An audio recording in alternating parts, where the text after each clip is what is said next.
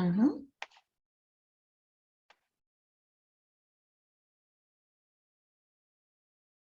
All right. So Alona, if you can't find it, well, I actually have it.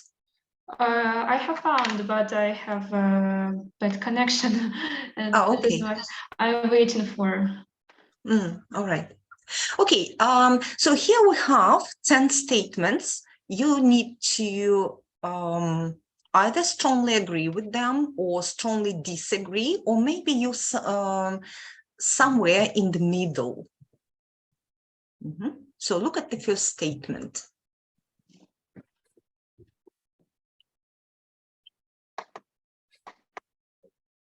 Olga, you are a young mother, so what do you think? I strongly agree. As for me, this is the only option I have. I think I cannot just skip the mistake, the error. I always correct. I think it's my mistake actually in my teaching experience. Okay. So, yeah, I strongly agree. All right. And as for the teachers, should they correct students? Well, that depends, I think, on the age of students. If we're talking about young students, I don't think that corrections may improve their motivation somehow. So if we want to make them speak, we should just listen at first, and only after that to correct something, not everything. All right. Okay. So you will have a session on error correction, and we'll be talking in more detail when to correct, how to correct, what to correct. All right. What about the second one?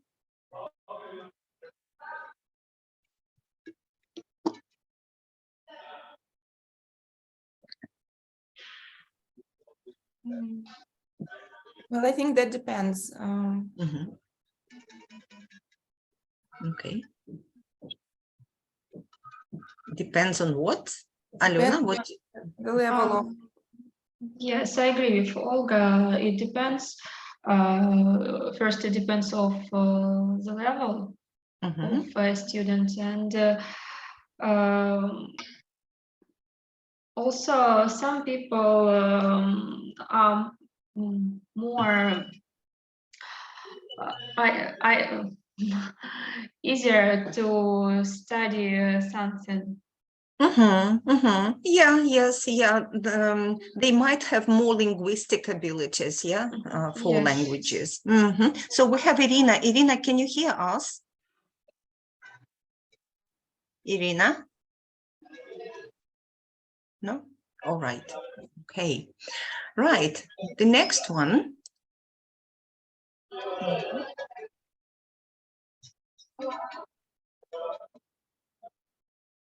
So what do you think about motivation as the most important factor for learning languages? Absolutely agree. I strongly agree with this. Motivation really matters. Я сказал выключить.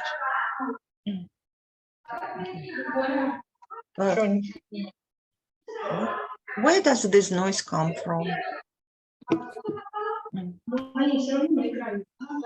Okay. All right. The next one.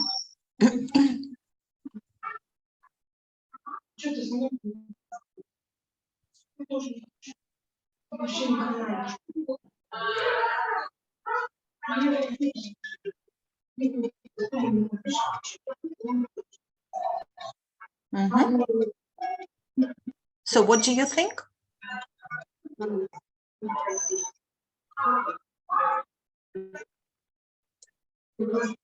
If we're talking about the second language after Russian. Yes, yes, about English. About English. Well, yes, I agree that if kids start to learn it from the kindergarten, for example, they are involving into the language learning more smoothly, and it would not be a shock to them when they start learning them at the language at school and will have to learn new words. But if for example, we're talking about learning 3 or 3 languages, I don't think that it should be started at one time because it's rather difficult for kids. For example, this year we decided, my daughter is in the 5th grade, and we decided to start learning French and Chinese, but now we realized that Chinese is too much right now for us. So 2 foreign languages will be enough for Okay, right. I guess it comes from Irina. Could you please mute yourself?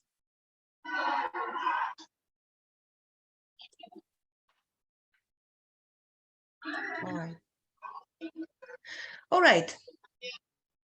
What about the reasons learners make mistakes? Are they due to first language interference? I agree with this statement. I think it is one of the most common mistakes, especially in Russian. I'm not sure about other languages, but it's really a problem when Russian learners study English. All right, Olga, what do you think?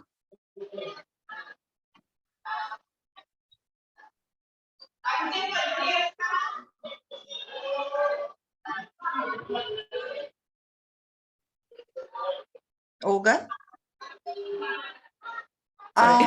Olga, we can't hear you. Yes, I realized that. I didn't get the question correctly. Do you mean that the Russian language influences the English? Yeah, yes. Well, I think they are absolutely different. Of course, we have some similar words, which helps. But well, I don't think it would be a problem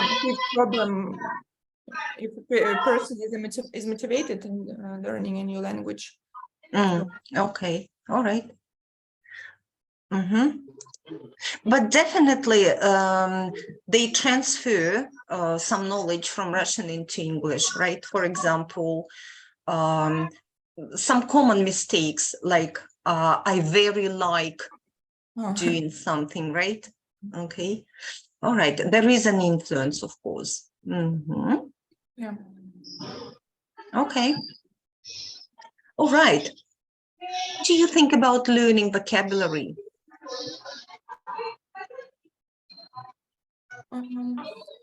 I think reading helps, but in my opinion, the best way is listening and speaking to have some live practice. Okay, Alona, what about you? I do agree with Olga because reading is really helpful and useful. We can learn a lot of new words, and we can face them many times in the text. But if we don't opportunity to speak, we can forget these words very quickly. Okay, right. Okay. Well, this is awful. I can't understand where this sound comes from. Can you hear the sound? Yes.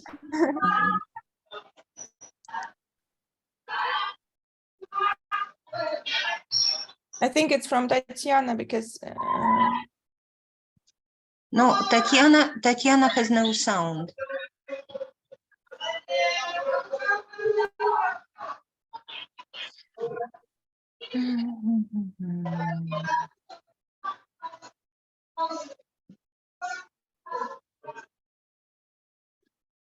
Yeah, it was from Irina. Oh no, from Tatiana. Okay, the next one.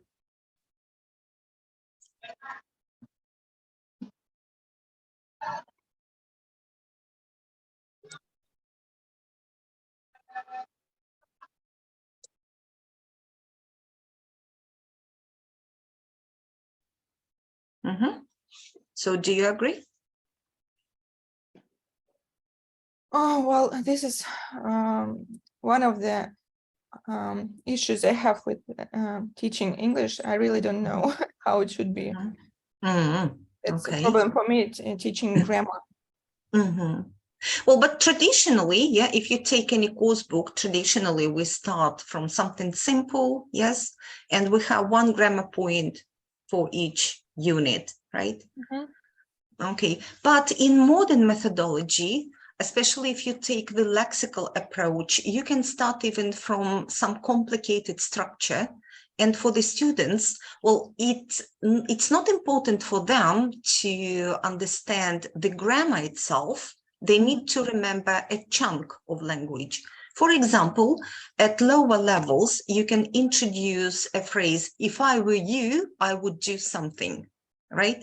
And this will be a phrase to give advice, all right? For them, it's not necessary to know that this is conditional to, and we form it like this. They need to remember it as a chunk. Okay, so this is a debatable question. Actually, it will depend on what kind of approach you will take in teaching English. All right. This one is interesting.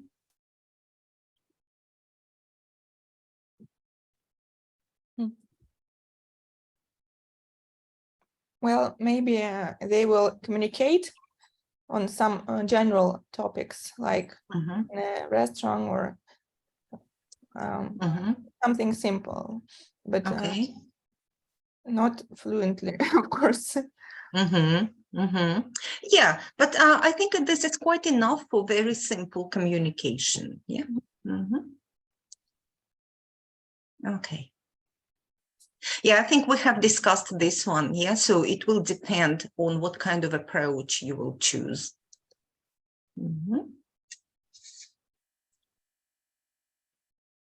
Yeah, and error correction as well. Of course, we need to draw students' attention to the mistakes, to avoid fossilization. By the way, how do you understand fossilization? A fossilized error, what kind of error is this? It's a kind of errors that students do a lot of times, maybe for many years. Yeah, and usually they are very difficult to eradicate, to get rid of. Can you give me any examples?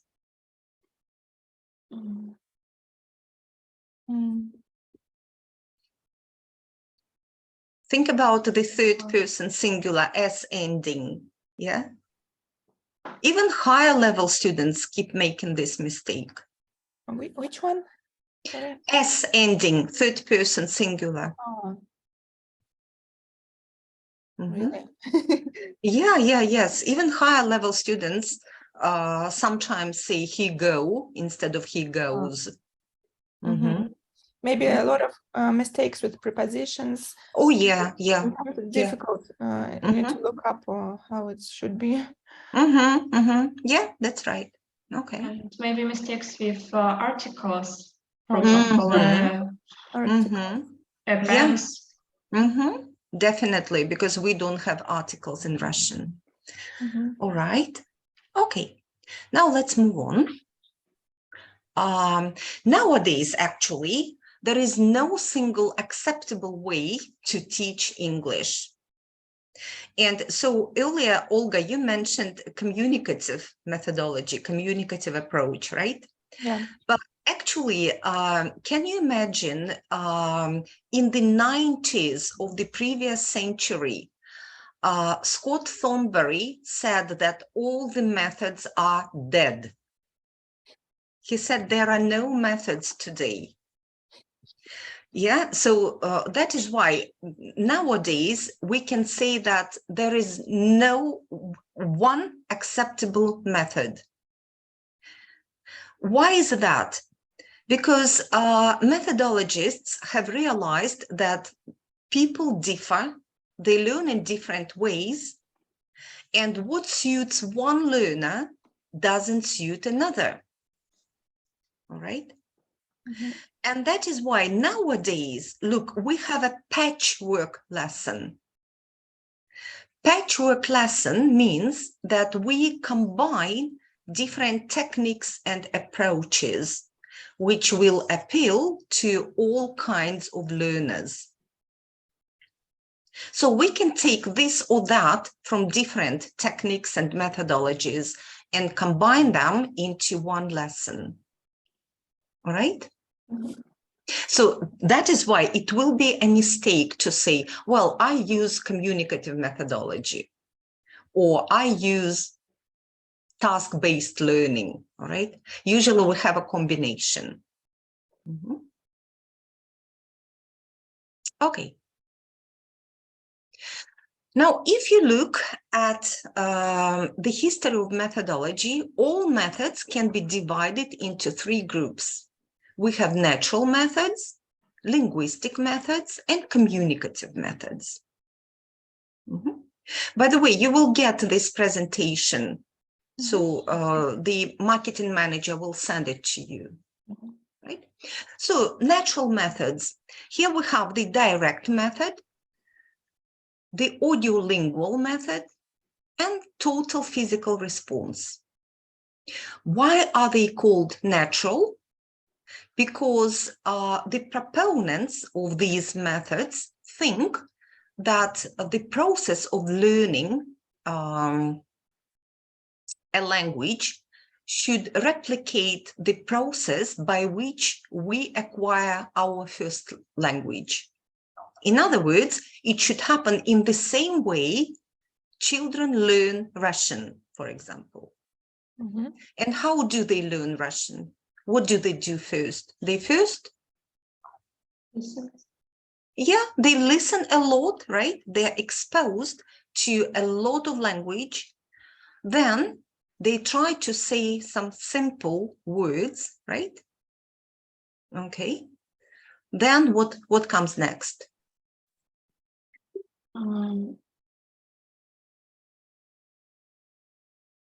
They start learning how to read, yeah? And finally, exactly, all right? That's the natural sequence of language, of any language acquisition. First we listen, then we try to speak, then we read, then we write, okay? Mm-hmm. And the proponents of these methods think that there shouldn't be any formal instruction. What they mean is there shouldn't be a deliberate grammar teaching, for example. Learners will listen, they will acquire subconsciously without thinking, and they will start speaking. Mm-hmm. Well, I think this method works for people who have like parents, one Russian speaking, another English speaking, bilingual. Bilingual families, right. Yeah, bilingual families actually are very interesting because kids start speaking, they start using both languages. Lucky they. Yeah.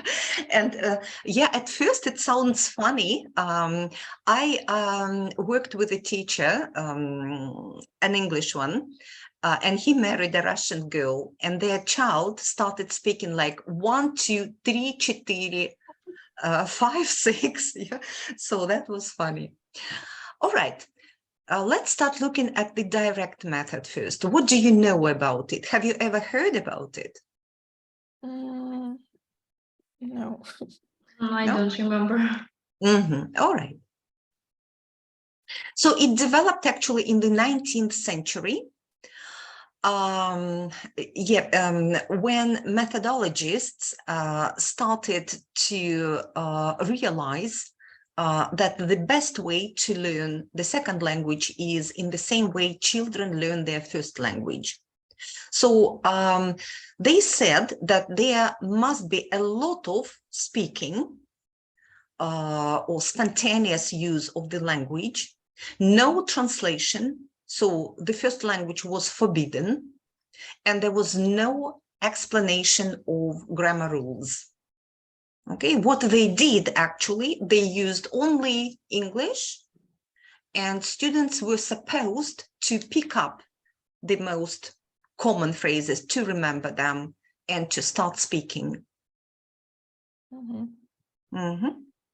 Okay.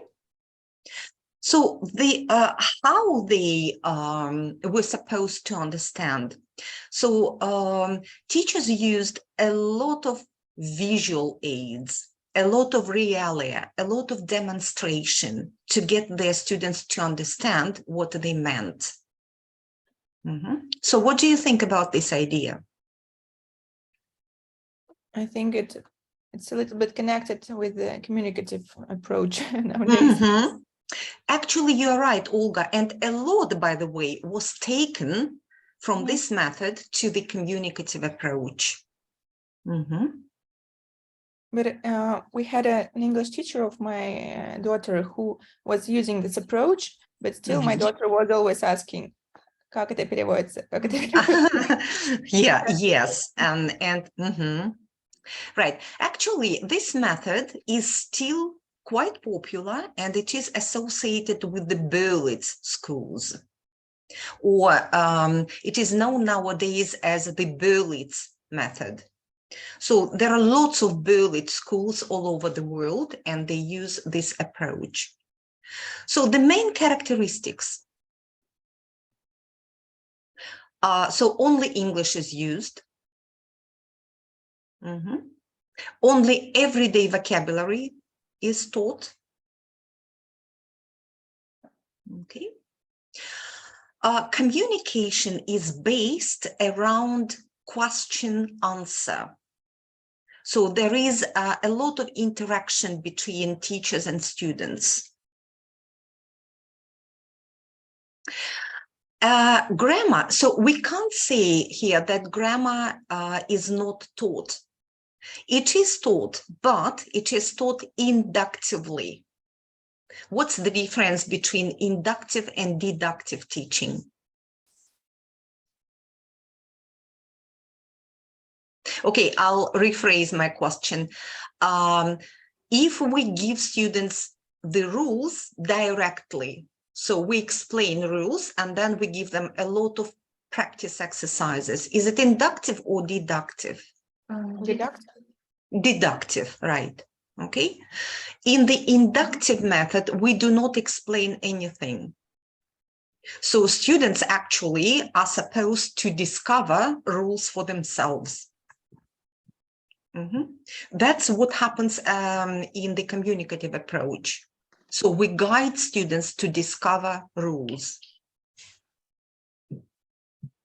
Whether it's effective or not, it's another question. All right. So, like I told you, there is a lot of demonstration, there is a lot of modeling, and students are provided with lots of practice, and thus they learn new material. Yeah, I mentioned this one. Okay. So the main focus is on listening and comprehension, and then on speaking. All right. There was a lot of focus on correct pronunciation and grammar.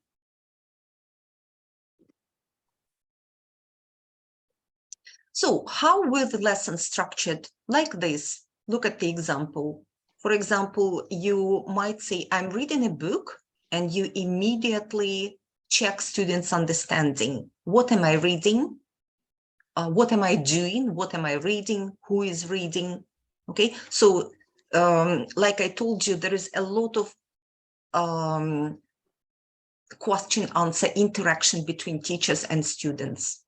Okay, first the teacher starts asking questions, but then the teacher invites students to ask each other questions.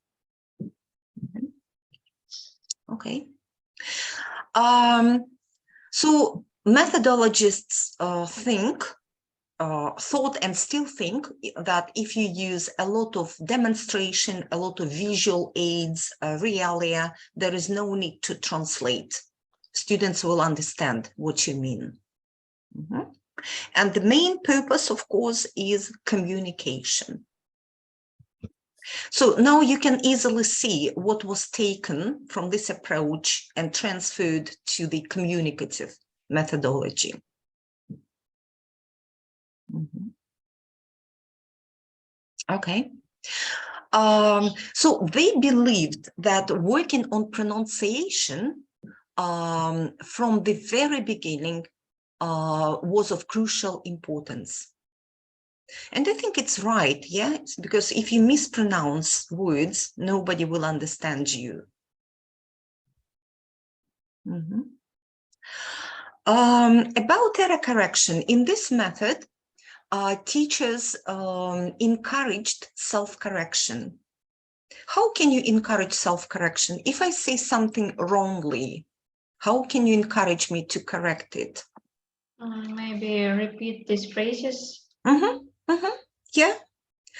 There is, well, actually, there are some techniques to do it, and you can repeat the incorrect session and emphasize the error. For example, say something wrong. There is cats in the bedroom. There is cats. Mhm. So I emphasize, yeah, there is. Or I can do it like this. There, cats. So what's missing? You can use finger correction, yeah? All right. Or you can say cats, one or many? Many. So there, cats, and elicit from students. All right. Be careful with your fingers. All right. Okay. Yeah, so it's still used in Berlitz schools. And if you look at, well, in Berlitz skills, they have a list of the main principles. And if you look at them, some of them look funny. So all of them start with never. Never translate, demonstrate. Never explain, act. Never make a speech, which means do not lecture your students, yeah? Ask questions instead. Okay, never imitate mistakes, which means never repeat the wrong sentences, right? Correct. Use only sentences, not single words. This one is very important. Never speak too much. Allow your students to speak more. There is, by the way, a well-accepted ratio between your teacher talking time and student talking time. So it should be, your talking time should be 30%, student talking time 70%. But it doesn't apply to the kids' classroom, by the way. It's only about adults. Okay. This one is interesting. Look, never use the book. Use your own lesson plan. No course book. That's strange. Yeah. And this is challenging, by the way. Yes, if you have a course book, you feel safe. You take your course book, you go to the classroom and you teach, right? And this one involves a lot of lesson planning, a lot of preparation. Never jump around, follow your plan. Jump around means not physically jumping around the classroom, yes? It means stick to your lesson plan. Respect students' pace. Okay. Speak normally. That's what I tell my teachers. Some of them, they think if students are low level, you should speak to them like as if they were stupid or kids. So you need to speak naturally to them, right? Okay. So never speak too slowly, never speak too quickly. Yeah, just normally, naturally. All right. By the way, depends on nationalities. Just 2 months ago, I ran the CELTA course for the Chinese trainees. My goodness, they speak so fast. I couldn't understand how students could understand them. They could, number one, they couldn't stop speaking and they spoke too fast. So the elementary students were shocked. Yeah, so, all right. And never speak too loudly. Again, speak naturally. No need to scream at the students. Never be impatient. Right? Difficult sometimes, but we need to take it easy. All right, here are the main principles. Okay, the direct method was extremely popular at the beginning of the 20th century, but it didn't gain popularity in public schools because teachers, like you said, Olga, students had problems. They insisted on translating, and therefore there was a return to grammar translation method. However, this method was revived, okay, and so it kind of provoked the birth of the new method, which is called audiolingualism. All right, now let's think about this method more critically.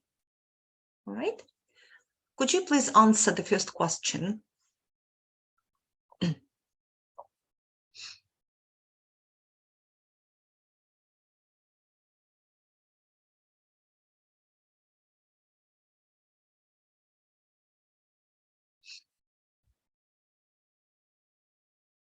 Well, yes, I think it's a goal. Yeah, it's our main aim. Yeah. All right. Okay.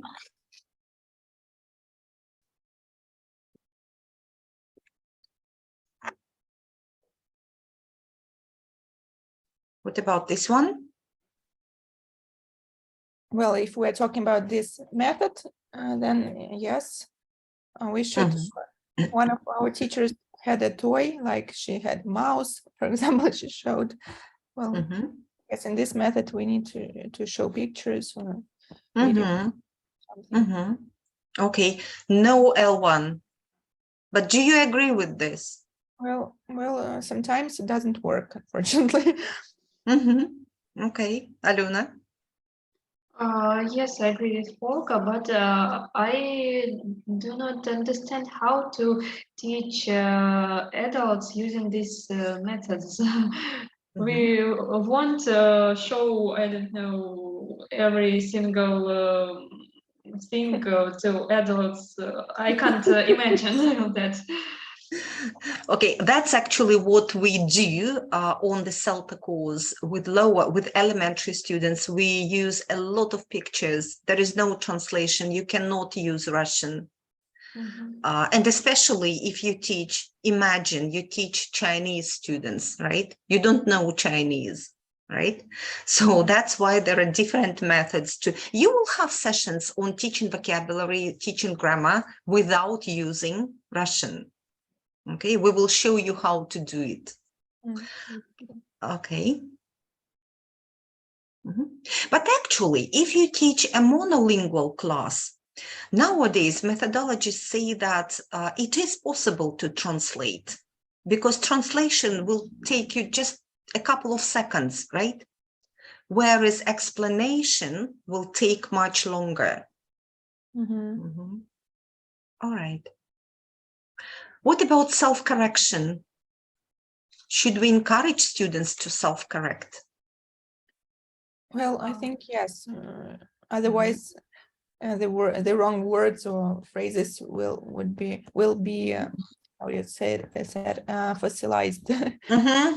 Yeah, Yeah, right. And besides, you can correct students, right? But usually they don't pay attention.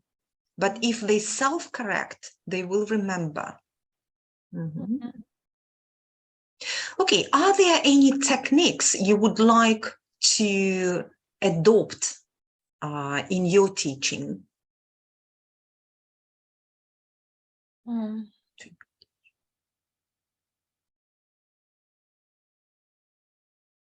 According to my experience, I work with children, and that is why there are a lot of things that I can adopt. Mhm. But it's really difficult. I don't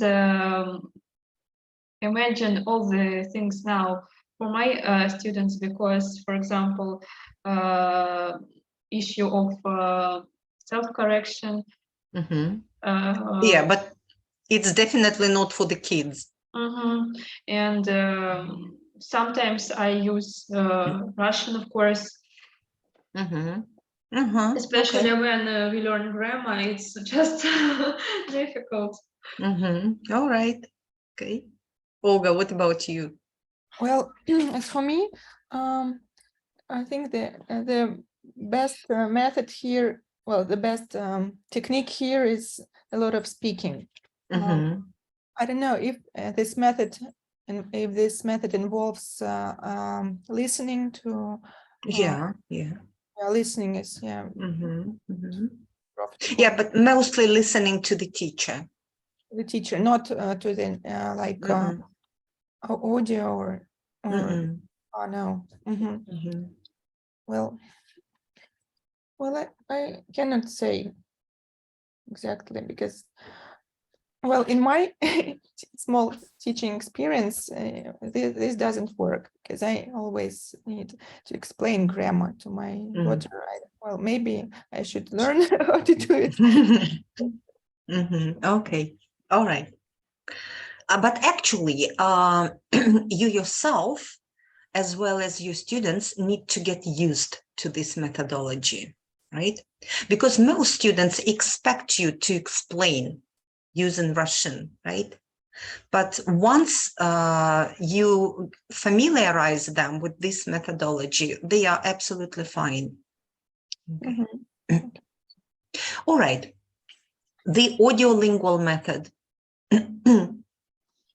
It was considered to be a revolution in language teaching methodology. And the method appeared during the Second World War. That's why there is another name for this method. Sometimes it's called military method, because there was a lot of drilling. So languages, at that time, languages needed to be learned very quickly. So oral skills were emphasized, right? So there were intensive language programs. And so there was a lot of listening and repeating.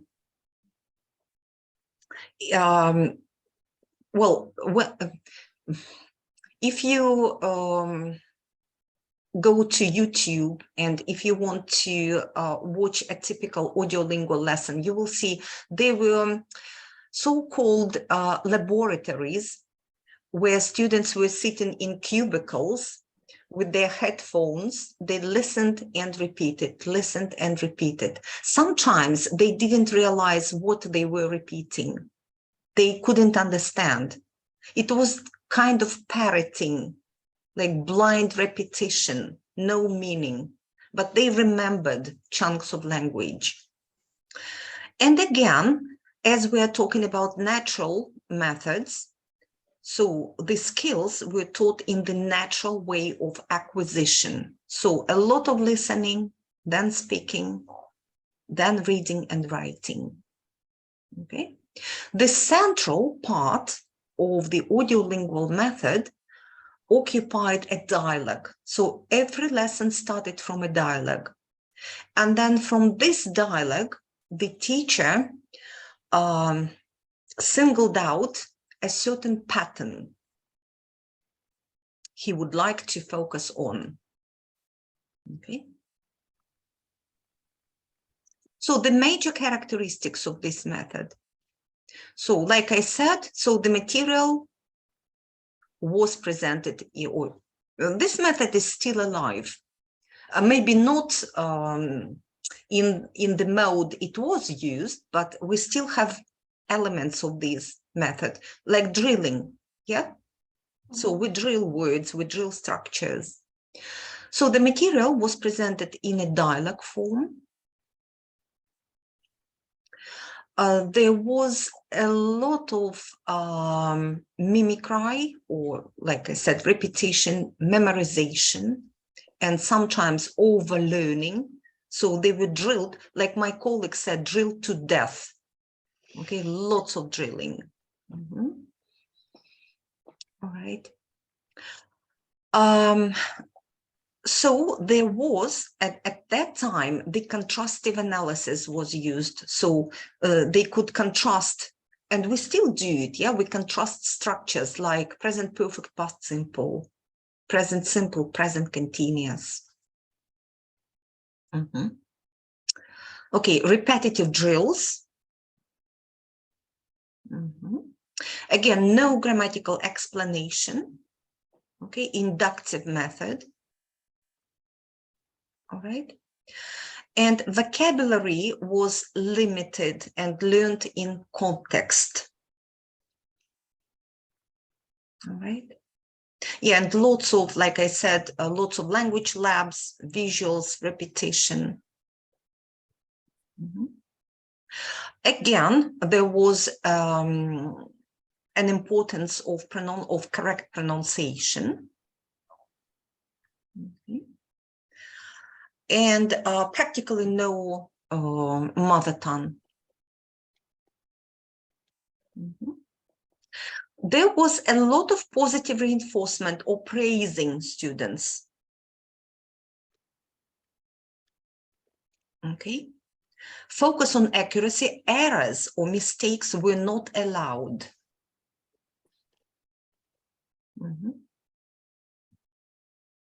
Okay, and now I will demonstrate how it worked, right? So this is our dialogue. First, listen to me. Do not repeat. Good morning, Bill. Good morning, Sally. How are you? Fine, thanks. And you? Fine. Where are you going? I'm going to the post office. I'm too. Shall we go together? Sure, let's go. Now repeat after me. Good morning, Bill. Good morning, Bill. Good morning, Bill. Good morning, Sally. Good morning, Sally. How are you? How are you? Fine, thanks. And you? Fine, thanks. And you? Fine. Where are you going? Fine. Fine. Where are you going? I'm going to the post office. I'm going to the post office. I'm too. Shall we go together? I'm too. Shall we go together? Sure, let's go. Sure, let's go. Now, I am Sally. You are Bill. Good morning, Bill. Good morning, Sally. How are you? Fine, thanks. And you? Fine. Where are you going? I'm going to the post office. I'm too. Shall we go together? Sure, let's go. Now you are Sally. I'm Bill. Good morning, Bill. Good morning, Sally. How are you? Fine, thanks. And you? Fine. Where are you going? I'm going to the post office. I'm too. Shall we go together? Sure, let's go. All right. Alena, you're Sally. Olga, you're Bill. Good morning, Bill. Good morning, Sally. How are you? Fine, thanks. And you? Fine. Where are you going? I'm going to the post office. I'm too. Shall we go together? Sure, let's go. Okay, then you swap roles, yeah, and you do the same. If you have more students, you can do, so group A, you're Sally, group B, you're Bill, right? If you have boys and girls, Girls, you are Sally. Boys, you are Bill. All right. Then in pairs, swap pairs. Now listen to me. I'm going to the post office all together. I'm going to the post office. Office, Office. post office, Post office. to the post office. To the post office. I'm going to the post office. I'm going to the post office. So this is the main structure I would like to focus on. Okay, you see how it works. So you introduce the dialogue, right? And then you single out this structure. This technique, what do you call it? Like office, post office, the post office. It's called back chaining. So you start from the back, okay? And you drill the dialogue. It's like a chain, yeah, but from the back chaining.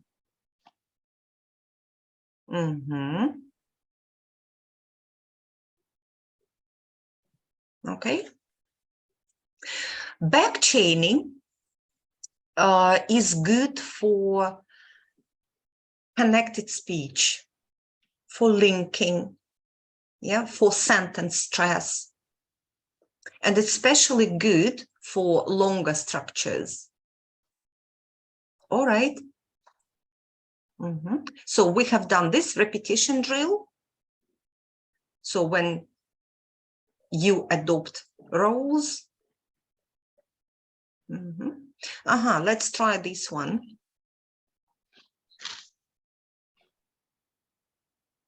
Good morning, Bill. Alona. Good morning, Bill. You continue. Good morning, Good morning, Bill. Sally. Olga, continue. How are you? Fine, thanks. And you, Alona? Fine, where are you going? Olga. I'm going to the post office. I'm too. Shall we go together? Sure, let's go. Okay. So this one is called chain drill. So the teacher starts and then students continue one after another. Then we have a single slot substitution drill. Works like this. I'm going to the post office. Then you either say or show a picture, bank altogether. Bank. I'm going to the bank. Park. I'm going to the park. Cinema. I'm going to the cinema. Okay, this is called single substitution drill. You substitute one word.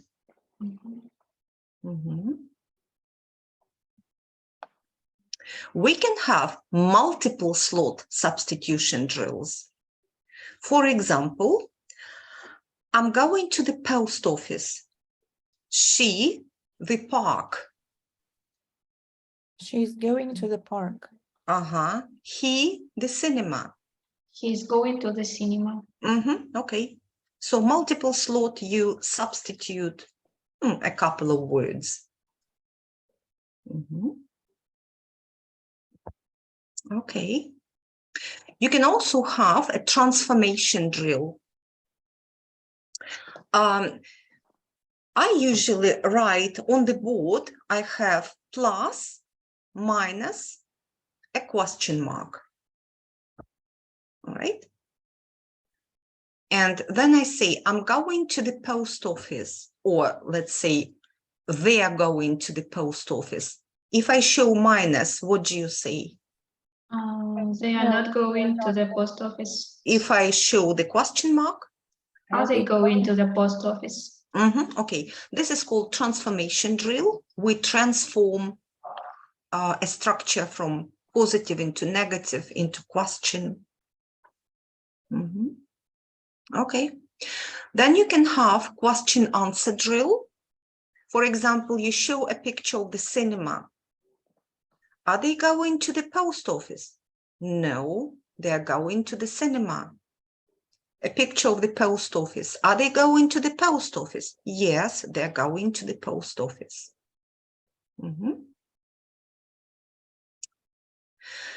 then remember I told you about the contrastive analysis.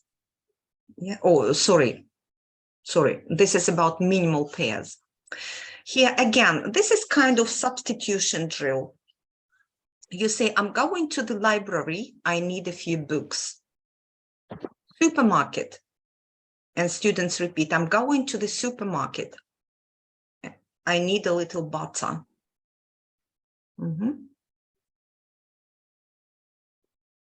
Okay.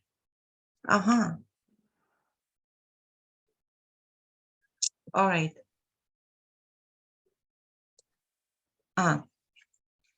Just a minute.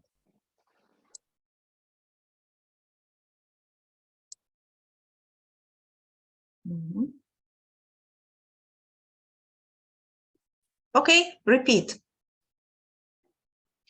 Good morning, Good, Bill. good morning, Sally. Where are you going? No. How are you, Bill? Fine, thanks, and you? I'm fine too. Where are you going? I'm going to the post office. I'm too. Shall we go together? Sure, let's go.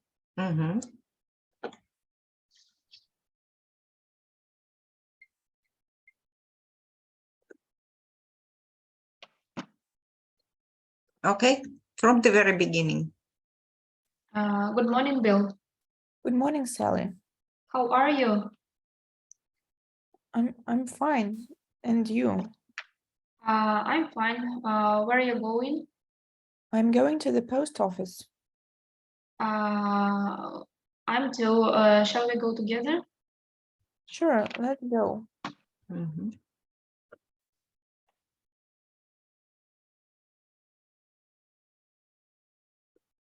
Okay, from the very beginning. Good morning, Bill. Good morning, Sally. How are you? I'm fine, and you? I'm fine too. Where are you going? I'm going to the post office. Oh, I'm too. Shall we go together? Sure, let's go. Okay. Good morning, Bill. Good morning, Sally. How are you? I'm fine, and you? I'm fine too. Where are you going? I'm going to the post office. I'm too. Let's go together. Sure, let's go. Okay, so this technique was borrowed from the kids methodology, and it's called the disappearing dialogue. Okay. You know, when we teach kids, so you have, for example, you teach 5 items of vocabulary, and you have flashcards on the board. And then you tell them, close your eyes, and you take one picture away. And then they repeat, yes? So until there is nothing on the board, but they can easily remember all the words. All right. Yeah, and finally, you can play the alphabet game. I'm going to the supermarket. I need a few or some apples. All right. Alona, you repeat and you say, I need some apples and B. I'm going to the supermarket. I need some butter. I need some apples and Some butter. Olga. I'm ABC. I'm going to the supermarket. I need a few apples, some butter, and some cucumbers. Okay, and so on, right? You exploit the alphabet. All right. Okay. You see, we have had 10 kinds of drilling. So what happens by the end? You remember the dialogue by heart, right? Okay. So a lot of drilling in different ways, by the way. Okay. These drilling techniques are still popular. Sorry, drilling means zubrit? Repeat. Drilling means repeating. But it's actually the same, Olga, when you repeat so many times, yeah? Okay. Mhm. All right. Mhm. Yeah, so the benefits of this. So as we introduce new forms in a dialogue, yeah, so we provide students with natural context. Students can see a new structure within some meaningful context. The teacher's role in this method is modeling. They model the target language for the students to repeat. Okay, students listen to the teacher and mimic the model, right? Actually, this learning process is a process of habit formation. The more often something is repeated, the stronger the habit is and the greater the learning is. Okay.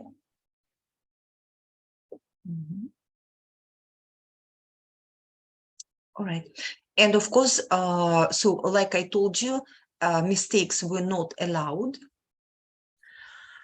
because they were considered to form bad habits, right? If students made mistakes, they were immediately corrected. All right, now let's think about this method.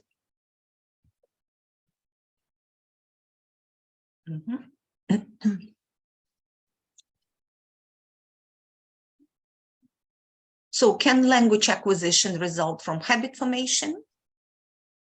Yes. Yes. Okay. Should errors be prevented as much as possible? I think we have talked about that. Yeah. All right. The major focus is on the structural patterns, on the patterns of target language, right? Do you agree with it? Should it be like that?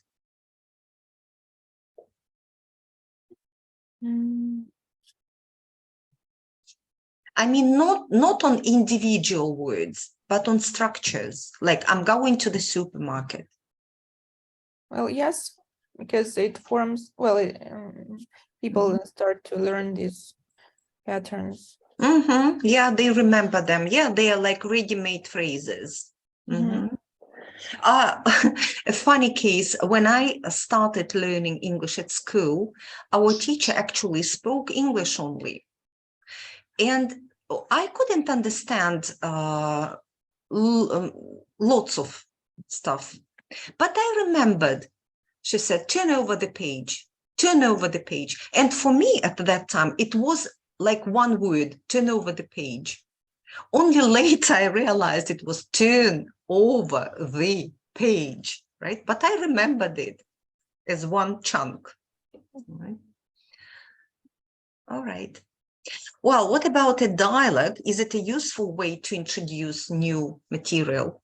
And should it be memorized? Yes, I think it is a really useful way. We can see the structure in real life. In context, right? Okay. Well, about memorizing, I think if you repeat the same dialogue so many times, you will inevitably remember it. Yeah. Okay. So, do you find drills useful? Well, yes, I find it useful. Yeah, like I told you, so nowadays drills are widely used in the classroom. So once you introduce grammar, you drill it in varied ways. Or even not only grammar, vocabulary as well. Yeah. So when it comes to vocabulary, we drill pronunciation. Right. Okay, the next natural method is total physical response, or it's called TPR. Are you familiar with this one? Yes. No. No, Alona, what do you know about this? Sometimes we use this method when we want to maybe energize our students. For example, we can do some exercises like clap up, clap down, look left, look right, turn Yeah. around, touch something Yeah. blue, for example. Yes, actually, yeah, so it was introduced by James Asher in the 60s, and originally it came from kids. So he observed his nephew and noticed that his nephew always told something using physical actions, gestures, right? And he realized that physical activities helped remember better. Okay, so that is why so total physical response attempts to teach language through physical activities. Nowadays, it's not only popular in kids' classrooms, it's also used with adults, especially lower level adults. And again, the main principle here is to first listen and understand and gradually start to speak. With adults, it's actually, well, not only with adults, it's based on the imperatives, like point to the window, yeah, or point to the door. Or we can introduce present continuous, like, what am I doing? I am walking, yes, show students, okay, demonstrate. Or you can ask students, you are opening the door, and students should perform the activities. Okay. Yes, again, the natural order of acquisition. So a lot of listening, then speaking, then reading, then writing. By the way, what is important about this method, they respected students' silence. There was a silent period. Students didn't start speaking until they were ready for it. So first they listened a lot, they repeated the actions without speaking, right? And then as soon as they were ready, they started trying to speak.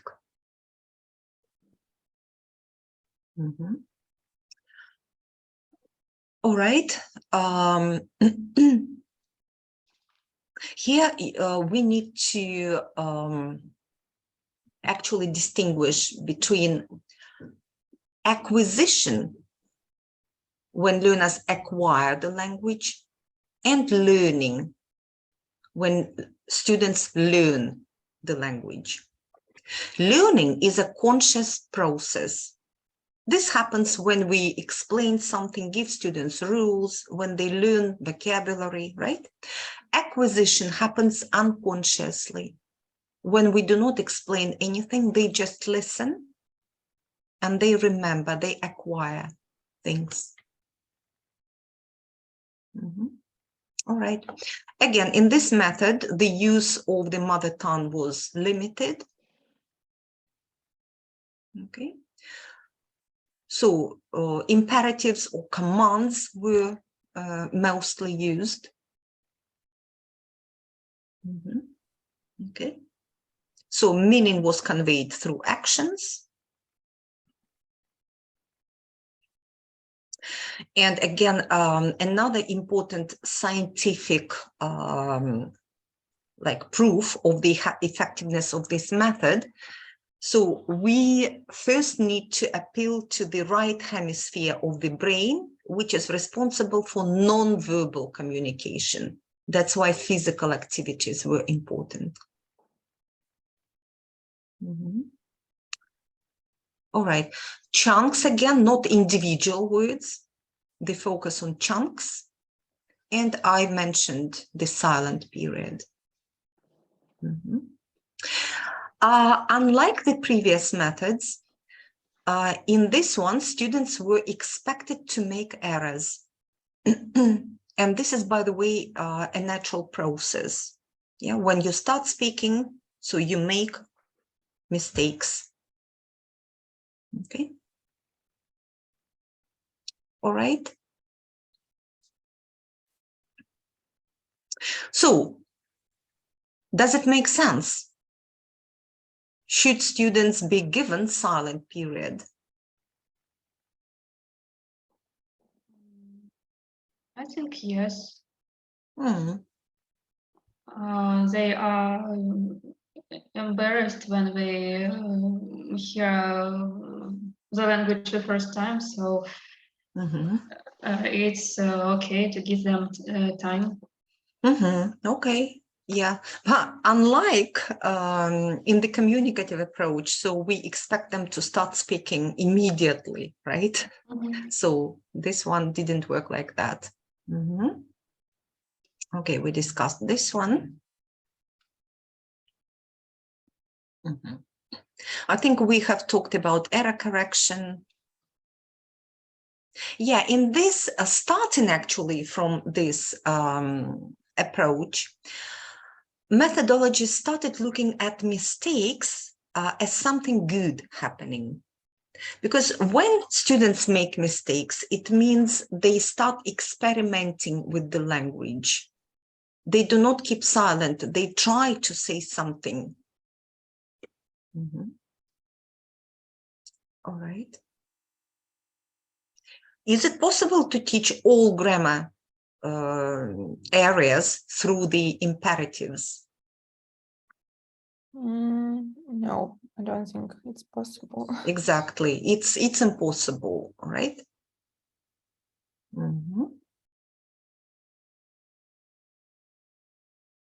Okay, right. And would you like to use TPR with your students?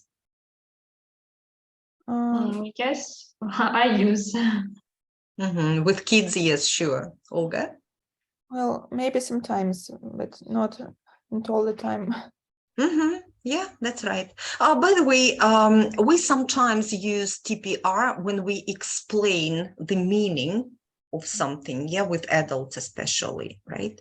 So you can mime activities, and there are even games, especially for the continuous forms, either present continuous or present perfect continuous, right? So one student mimes something, the other should guess what he is doing or what he has been doing. All right, so we have looked at the natural methods, which are the direct method, audiolingualism, and total physical response, right? Which are still alive and the elements of which are still used in the classroom. Then we have linguistic methods. So the natural methods were based on the natural acquisition of the first language, right? The linguistic methods, on the contrary, were focused on the formal instruction and especially on grammar. But it doesn't mean they ignored communicative functions. So two well-known linguistic methods are grammar translation and the lexical approach. So you are familiar with the grammar translation, right? So it's also called the classical method, and it was used in teaching the classical languages like Latin and Greek. And usually it is severely criticized, and it has been criticized for centuries, right? But is it that bad?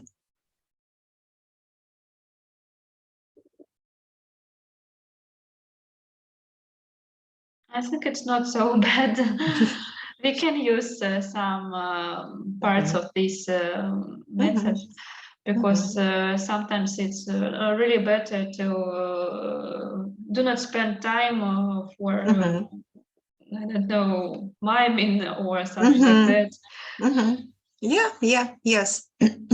Moreover, nowadays, translation is back into the classroom, but in new forms. There started appearing not course books, but books on methodology, how to use translation effectively in the classroom. And there are lots of interesting activities, what you can do to translate and compare the two languages. So I think you're familiar with the major characteristics. So classes were taught using the mother tongue. Okay. So reading and writing were given priority over listening and speaking. All right. Much vocabulary was taught. I remember myself being given lists of separate words to learn by heart. Okay, thank goodness I have a very good memory. I memorized the words, but I had no idea how to use them correctly. Okay. A lot of grammar explanation. So grammar was taught deductively. If you remember, the teacher explained the rules, and then we did a lot of exercises. Okay. Classical literature was used. I remember when I was a student, we had this awful grammar book, and it was called Practical Grammar, Kaushanskaya, with lots of texts from Dickens and so on. So these gloomy texts we had to translate. All right, so I think we have answered most of the questions. Should grammar be presented deductively? What do you think? Well, I think that sometimes it's inevitable to explain to a child and to use maybe some other methods like repetition, the previous one, drilling, repeating method. But still, I think it's essential to give the structure, so that the person understand what is going on. Yes. It may take a lot of time using the previous method before the child gets the idea how to use the grammar rule.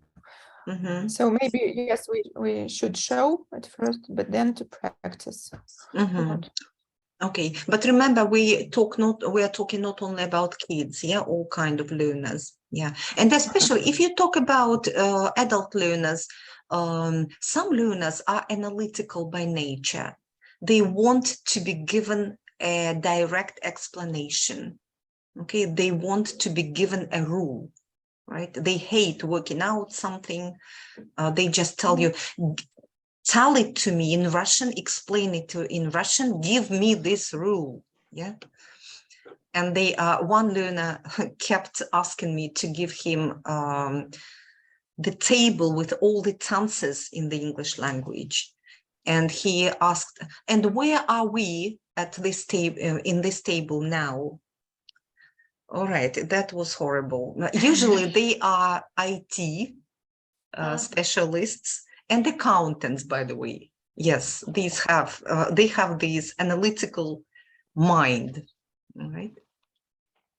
Okay. The lexical approach. Have you heard anything about it? Yes, I have heard. I know some course books, for example, Hugh Deller and his book Outcomes. Yes, and more modern roadmap.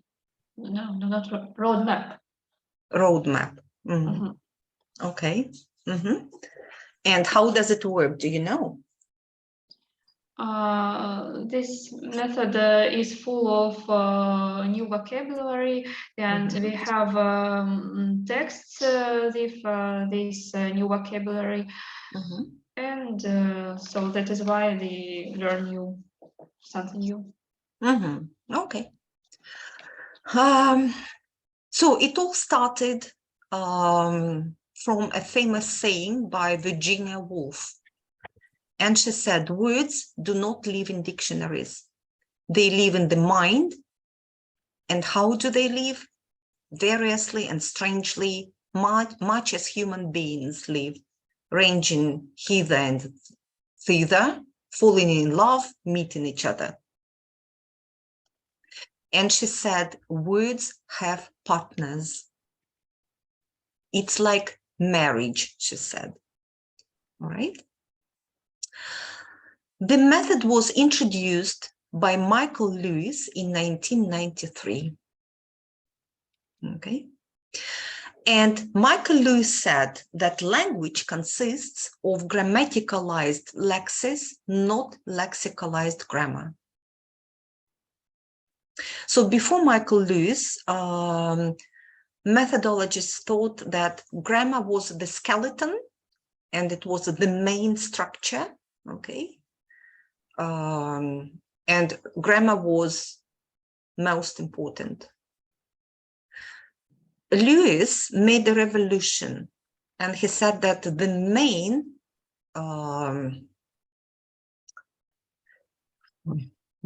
part of any language is vocabulary, lexes, and words have grammar. He said grammaticalized lexes. How do you understand it? How can words have grammar? Maybe it is about some collocations when we have a habit to use these words together. Okay. Then we also have dependent prepositions, yeah? Like depend on something, consist of, right? Typical of, and so on. Then we have, we have collocations, we have phrasal verbs, right? Okay. And again, Michael Lewis said that we store vocabulary in prefabricated chunks. We have these ready-made chunks for predictable situations. Okay. And here, I'm going to prove it to you. Let's complete the phrases without thinking. If I say absent. Present. No, complete the phrase. Absent-minded. Exactly. That's what comes to your mind first, right? Okay, guilty.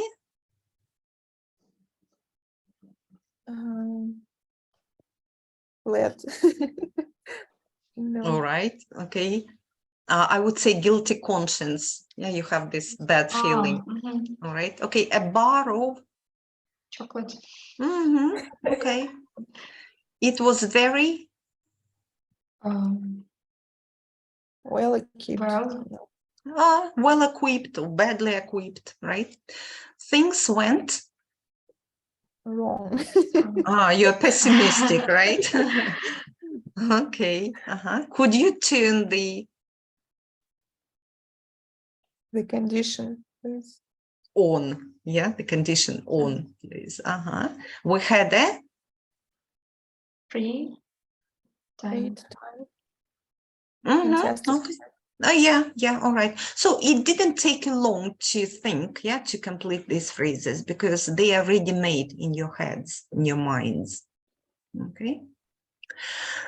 All right, so the lexical approach encourages us to teach not separate words, but chunks, lexical chunks. And here we deal with collocations, semi-fixed expressions, so fixed expressions, phrasal verbs, idioms or idiomatic expressions. Okay. Why? Because words do not exist alone. And here, what you can give students, so here is one of the activities. So this is my friend John's bad day. For each picture, can you make a sentence using get? For example, he got up early in the morning. This picture. The weather got worse. Or the weather was getting worse, right? Next.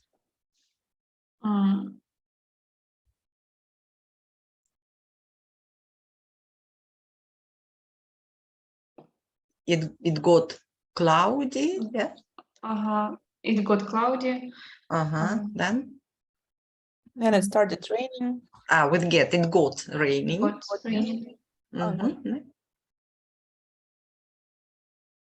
He didn't get his umbrella. Right. Next. He got Soaked. He got ill. He got a bad conversation with his boss, and then he got fired. Yeah, exactly. All right.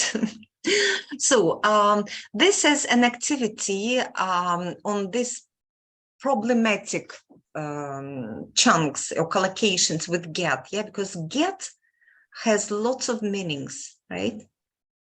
And it's quite common in the English language. All right. And here are some examples of some other activities you can do with students. For example, they match the adjectives with nouns first, all right? Then they complete the gaps and they find someone who, all right? If you look, students have a lot of problems if they don't know appropriate collocations. A heavy sleeper, in Russian, it's absolutely different. We don't say heavy sleeper, right? A heavy smoker, we don't say heavy smoker, right? So if students don't know appropriate collocations, they sound unnatural. They will be understood, yeah, but they will sound weird. Okay, here are the examples. So you will have the presentation, don't worry. Okay. Right, and finally, we have communicative methods, and the most widely spread are communicative language teaching and task-based language teaching. Well, I'm sure you're familiar with the communicative language teaching, right? Yes or no? Yes. Well, I heard about it. Okay. All right. So actually the idea of communicative competence, yeah, was first put forward by Del Hymes in 1966. Can you imagine? And nowadays in 2022, we think it's a new kind of methodology. No, it's very old. All right.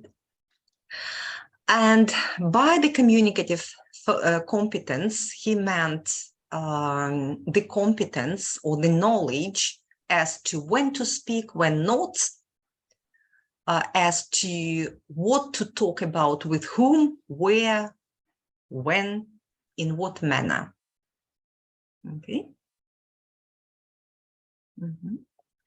So actually, communicative competence involves being sensitive to the language choices depending on the purpose of your communication and on the relationship with the participants or with your interlocutor. All right. In the 70s, so there appeared a number of course books based on the communicative functions or functional syllabus. And if you look at these course books, so in the contents, content page, you will see how to make requests, how to apologize, how to complain, how to agree, disagree, and so on. What do you think about this syllabus? Is it useful? Yes, it's useful in practical. Mhm. Yeah, actually, it equipped students with ready-made chunks of language, how to do this or that, right? But what was missing actually, and what do you think was missing? Maybe They also, Olga, grammar. sorry. Maybe grammar. Exactly. So each unit started from a dialogue, like an everyday conversation in which people complained or apologized, right? And then there were some practical exercises on these structures. We still have some of them. One of them is survival English. It has two levels. Basic survival and survival English plus or something like this. Yeah, grammar was missing. And lack of vocabulary. All right. But anyway, the focus was on communicating or using the language to communicate what you needed. So communicative methodology encourages students to work in pairs, in groups, and it gives students equal opportunities to ask, answer, initiate, respond. The teacher's role is that of counseling, helping students, advising, monitoring them. Okay, there is no focus on grammatical accuracy. The focus is on fluency, on communication. All right. In the handout, you have a copy called CLT, Communicative Language Teaching. This is a lesson plan, and it's quite long, so you will read it at home.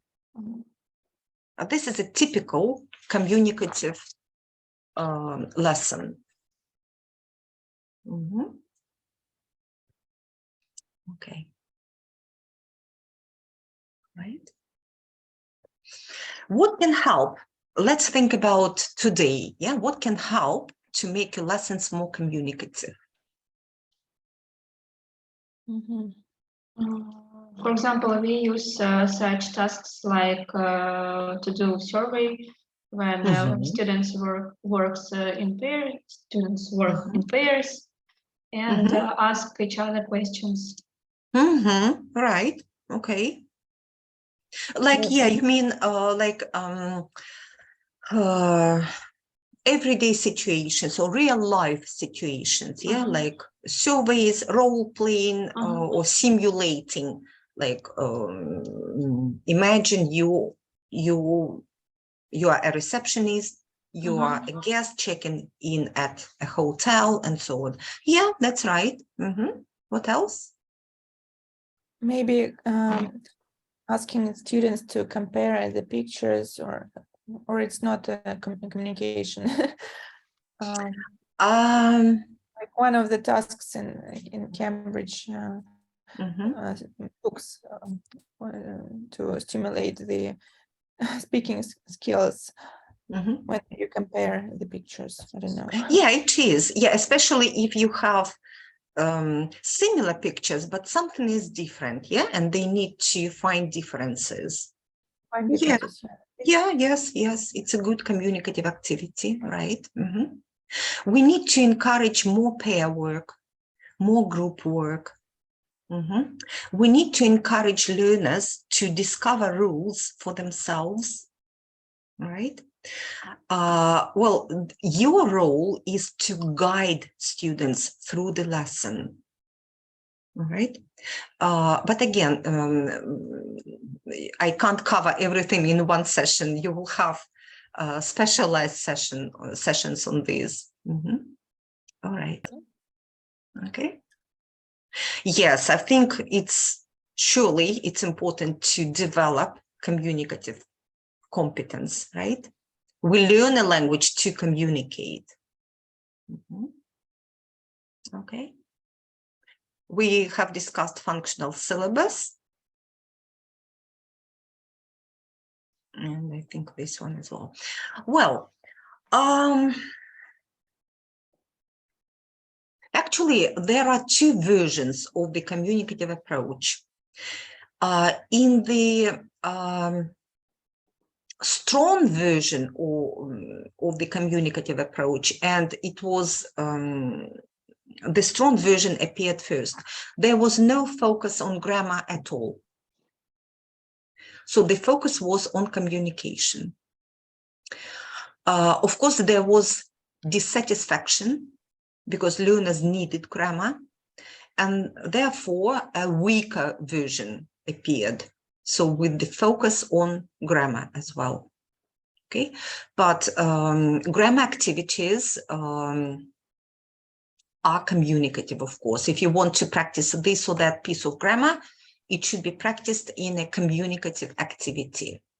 Okay, like if you take Olga, compare the pictures, they will definitely be using there is, there are, yeah, or there is some. Okay. And the latest method is task-based language teaching. It took its origin from the communicative methodology. And here the methodologists asked themselves this question: how often do we ask our students to do in class something they would normally do in real life using their language? And they found out that the answer was not often.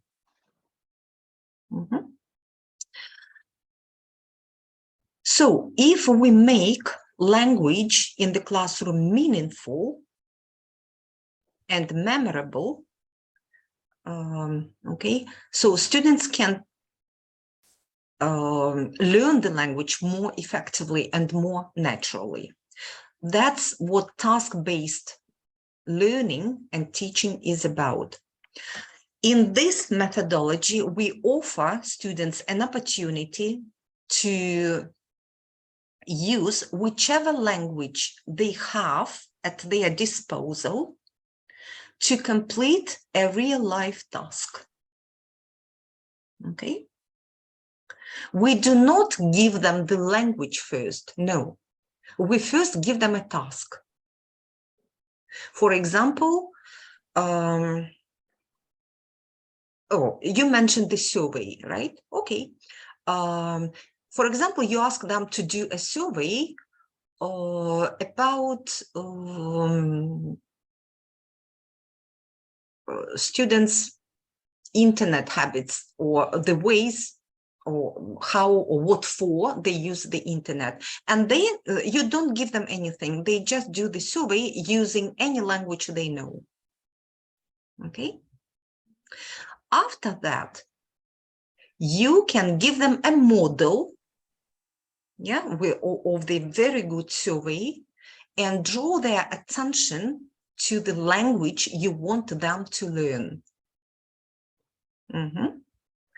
And then you can ask them to repeat the same task using the language they learned. You see what the difference is? If in a typical language, we start from presenting the language, yes, then practicing it. We give them controlled practice, and then we have some production. Then in this methodology, we start from production. It's kind of upside down. We want to see how much learners already know and how well they can do this or that task. And then we give them the language. Okay? All right. So the activities reflect real life, and the main focus is on meaning. Right? So different kind of activities are used, like playing games, solving problems, sharing information or experiences, because all of these are considered to be real-life authentic tasks. Okay. Here you need to be careful. Not every activity can be a task. A language activity must satisfy 4 criteria to be a task. Number 1, a task involves a primary focus on meaning, not accuracy, meaning. Okay, there must be a kind of information gap, either opinion gap or information gap. Like again, Olga, compare the pictures, there is information gap. I don't know what is in your picture. That's why I try to find out. Okay. And students use not only linguistic resources, but also non-linguistic, like gestures, facial expression, all right?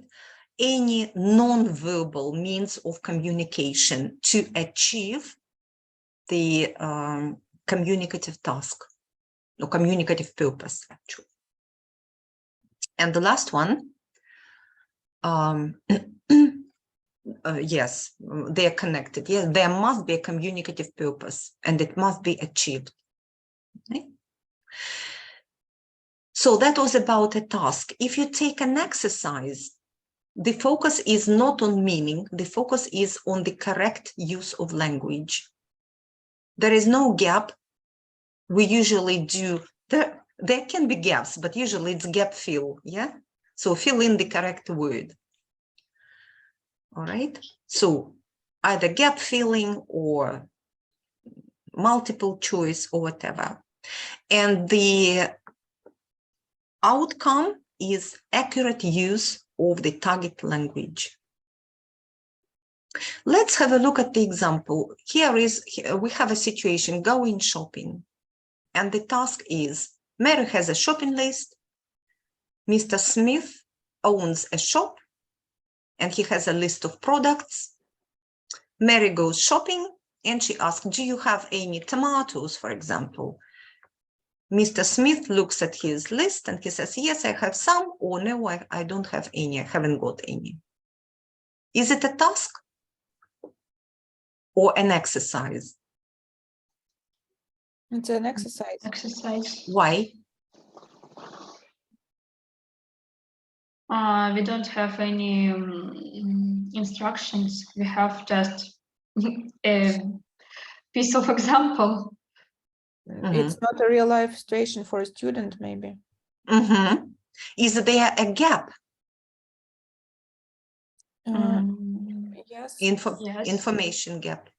No, it's a word gap. There is no information gap, all right? The focus is on the correct use of some any. There is no focus on meaning, all right? This is a very good grammar exercise, yeah? And it's kind of drilling. Do you have any? Yes, I have some. No, I haven't got any, all right? Okay, how can we make it a task? How can we change it to be a meaningful task?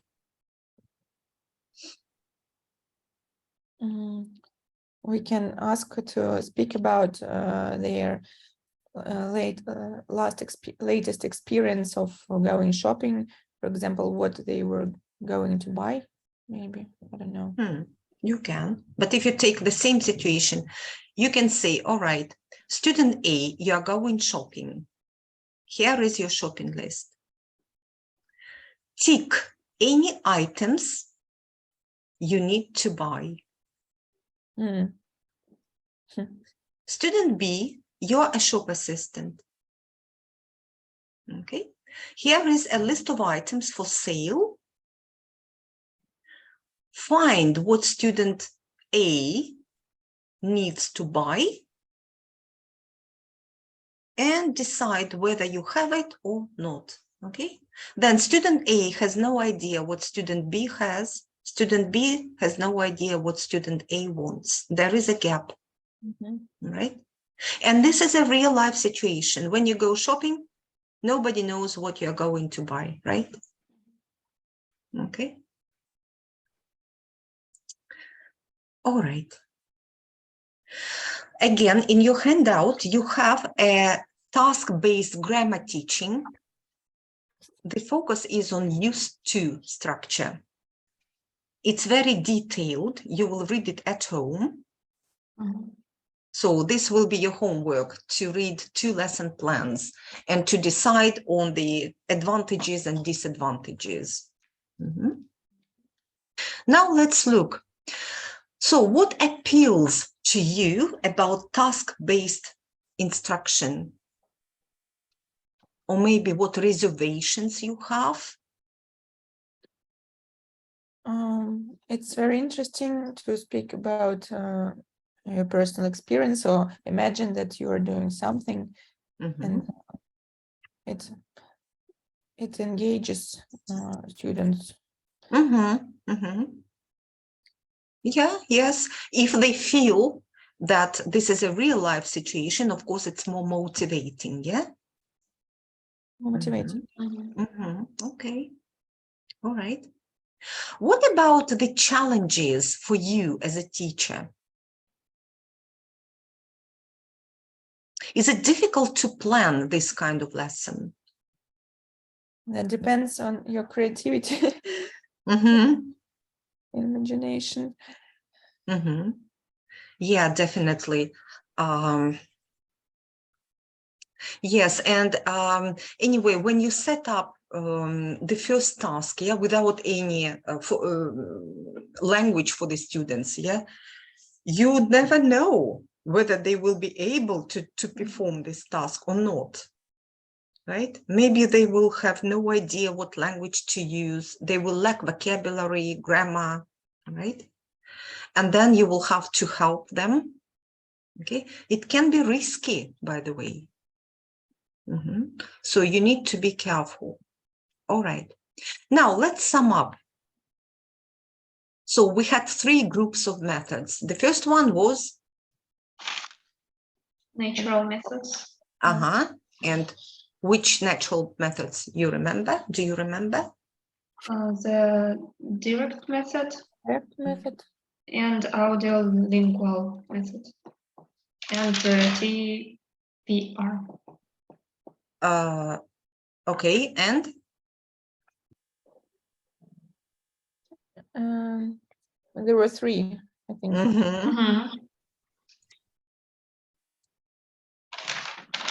Total physical response.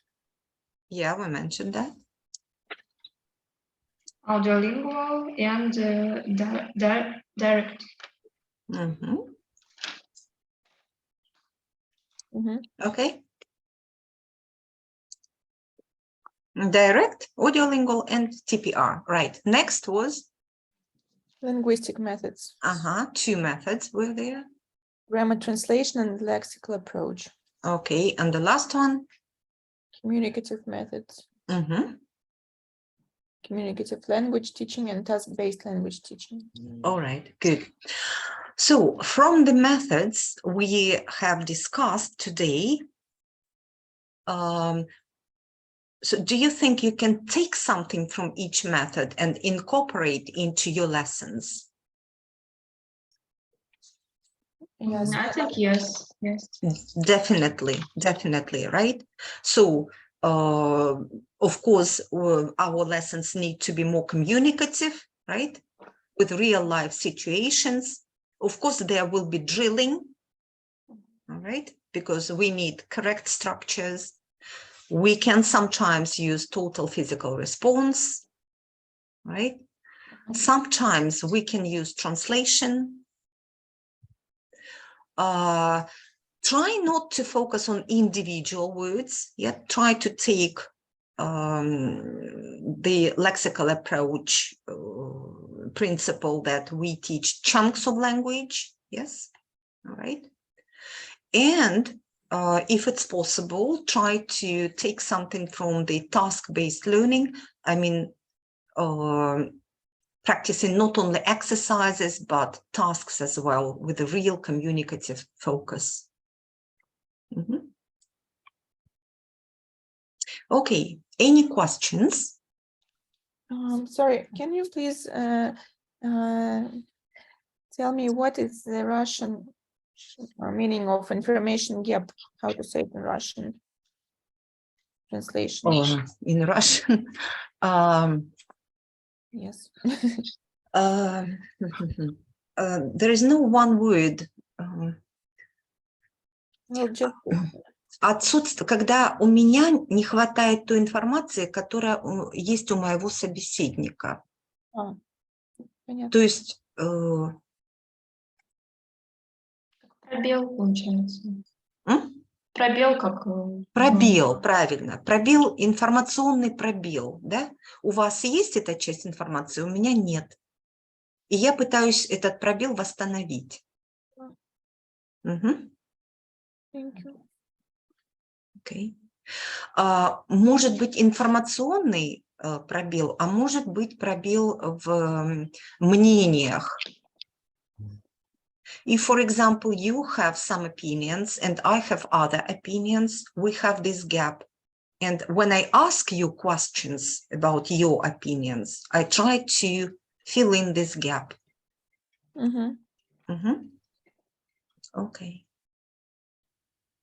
Any other questions? Are these all existing methods or there are some others? No, no, of course not. These are only a few of them. Few of them. Yes, but these ones, I mean, the elements of these ones are still used. Remember, I told you we have a patchwork lesson. Okay. Patchwork, you know, these blankets.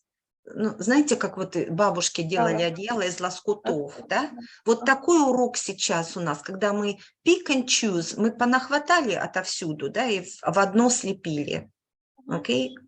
I can use something from the direct method, from audiolingualism, from TPR, okay? And this will be my patchwork lesson. That's what we have today. But for kids, there are some other methods, right? Oh, no, for kids, it's absolutely different.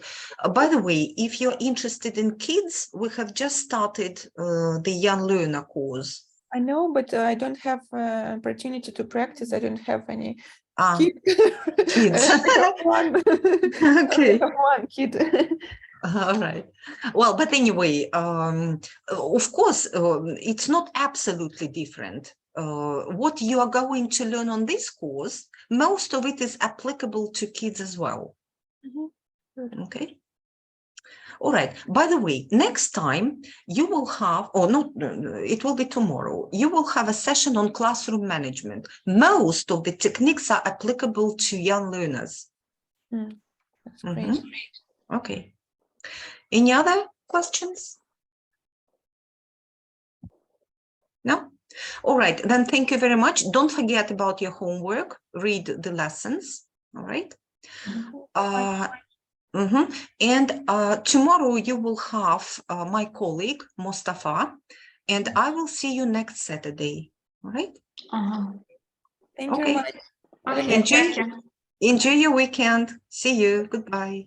Thank you. Bye-bye.